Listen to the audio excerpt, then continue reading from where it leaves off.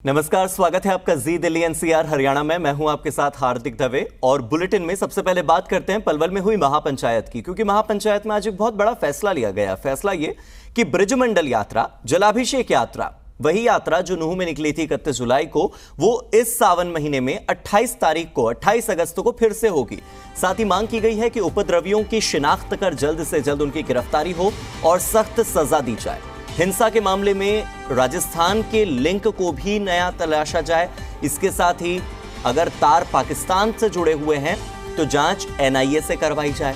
हिंसा में मारे गए लोगों के परिवारों के एक सदस्य को नौकरी और 1 करोड़ रुपए मुआवजा दिया जाए। साथ ही जो लोग हिंसा में घायल हुए 1 लाख रुपए दिए जाएं। आगजनी में हुए नुकसान का पूरा आकलन करने के बाद नुकसान की भरपाई भी की जाए और लोगों को मुआवजा दिया जाए जिनका सामान जला है। रोहिंग्याओं और बांग्लादेशियों को आदेश जारी कर जिले से तुरंत बाहर किया जाए, यानी कि जो बाहर घुस बैठी हैं उन्हें निकाला जाए। केंद्रीय सुरक्षा बल का एक हेडक्वार्टर मेवात में स्थापित किया जाए ताकि सुरक्षा और ज्यादा हो। हिंदुओं को आत्म सुरक्षा के लिए शस्त्र लाइसेंस सरकार खुद उपलब्ध कराए। और इसी के साथ हिंसा में नूह में दर्ज मुकदमों को स्थानांतरित किया जाए। नूह में सुनवाई नहीं होनी चाहिए। नूह जिला खत्म किया जाए और सोहना को जिला बनाया जाए। जिन निर्दोष लोगों को मुकदमे में फंसा दिया गया है उनके मुकदमे भी खत्म किए जाएं। निर्दोषों के साथ गलत ना हो।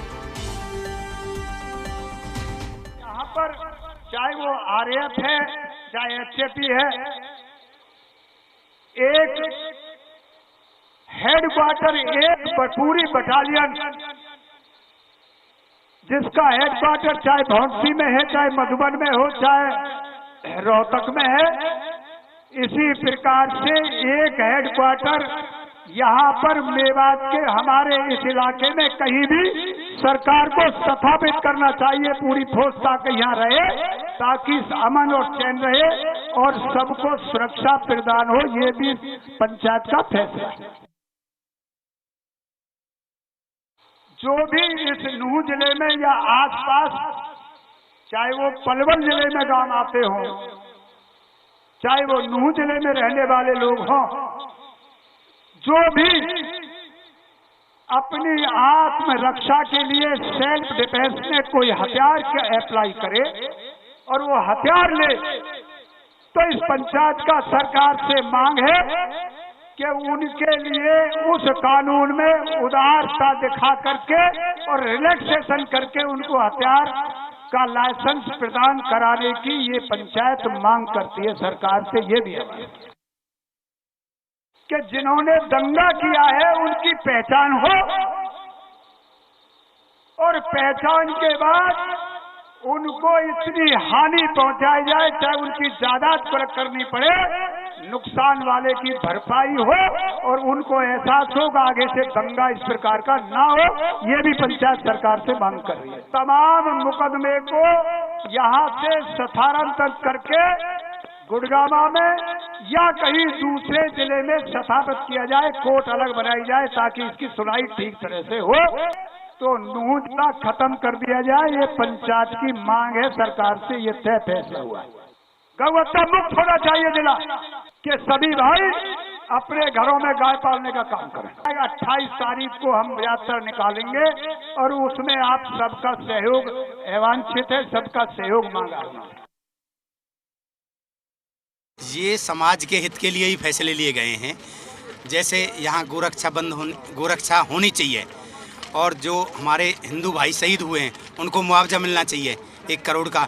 जिनकी संपत्ति का नुकसान हुआ है उनकी भरपाई होनी चाहिए। ये सारे फैसले इसलिए पंचायत में लिए गए। यात्रा होगी और जोर से होगी, जनयात्रा होगी। जनयात्रा होगी, सारे गांव के लोग आएंगे। पिछली बार तो कुछ सिलेक्टेड लोग थे, अब की बार सब लोग आएंगे। हमारे जो पंचों ने निर्णय लिया हम उससे पूरी तरह से संतुष्ट हैं और अब की बार कम से भी कम हर गांव से, हर घर से यात्रा के अंदर जाएंगे और कम से भी कम 50,000 की संख्या में यात्रा निकलेगी और उसी जोर शोर से निकलेगी यात्रा। बिल्कुल संतुष्टि, बिल्कुल संतुष्टि है यात्रा को लेके। हाँ, यात्रा सब घर से जाएंगे, हर घर से 2-3 आदमी जाएंगे, हर घर से। 28 तारीख को। हाँ, 28 तारीख जोरदार जाएंगे पक्का। 28 तारीख को, 28 अगस्त को जो है यात्रा अच्छी धूमधाम से निकाली जाएगी। और यात्रा का जो क्या ऐसा तो नहीं है कि डर लग रहा हो कि भाई क्या होगा? कोई डर की बात नहीं है, ऐसी कोई बात नहीं थी, लेकिन अभी भी कोई वैसी बात नहीं है कि डर नहीं है।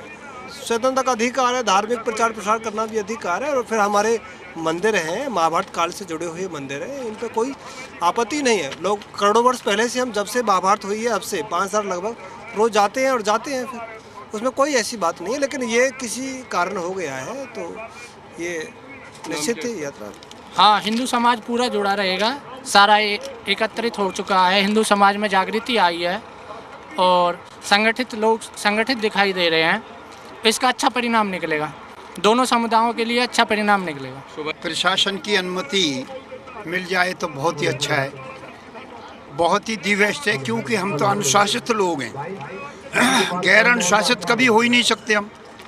अगर सरकार की अनुमति के अनुसार हमें जल अभिषेक का मौका मिले तो बेस्ट है, वरना हम हिंदू रीति रिवाज के अनुसार, भारतीय संस्कृति के अनुसार और देवी देवताओं को जो हम मानने वाले लोग हैं, उसमें जल अभिषेक यात्रा 28 को बहुत भारी तादाद में करेंगे। लू में हुई हिंसा के बाद पलवल के पोंडरी गांव में आज जो बड़ी हिंदू महापंचायत हुई, उसमें हजारों की संख्या रही। तमाम हिंदू संगठनों, तमाम सरदारियों, तमाम सरपंचों और कई पालों के द्वारा जो आह्वान किया गया हिंदू समाज के लिए, उसमें 36 बिरादरियों ने शिरकत की और कहीं ना कहीं एक बड़े फैसले की ओर ये पूरी हिंदू महापंचायत बढ़े, इसकी तैयारी की गई। हम वक्ताओं ने अपने वक्तव्य रखे और उन वक्तव्य में मम्मन खान को लेके कि उसकी गिरफ्तारी हो, ये बात भी रखी गई।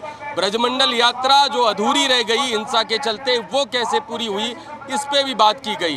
किस तरीके से मेवात में रह रहे 18% हिंदुओं की सुरक्षा प्रशासन सरकार तय करे, उसके साथ आसपास के जो गांव हैं उनमें रहने वाले हिंदू समाज के लोग, उन लोगों की सुरक्षा तय करें, इस पर भी बात हुई। हिंदू महापंचायत का फैसला यहाँ के लोगों के लिए मान्य होगा, क्योंकि जिस तरीके से यहाँ पर जो पालें, जो सरपंच और जो मौजूद लोग हैं, वो जिस निर्णय पर पहुंचेंगे, उसके बाद यहाँ पर जो गांव में रहने वाले लोग हैं वो भी उसी निर्णय का हिस्सा होंगे। आदित्य प्रताप सिंह, जी मीडिया, पोंडरी, पलवल। छत्तीस बिरादरी सर्वजातीय हिंदू महापंचायत के अध्यक्ष और पंच जो हमारे साथ अरुण सिंह जेलदार जी हैं, उन्होंने आज कई निर्णयों पे अनुमोदन दिया। सीधे उन्हीं से बात करेंगे। कुछ निर्णय ऐसे थे जिनको लेके अंदर खाने पे मेवात के लोगों में चर्चा चल रही थी।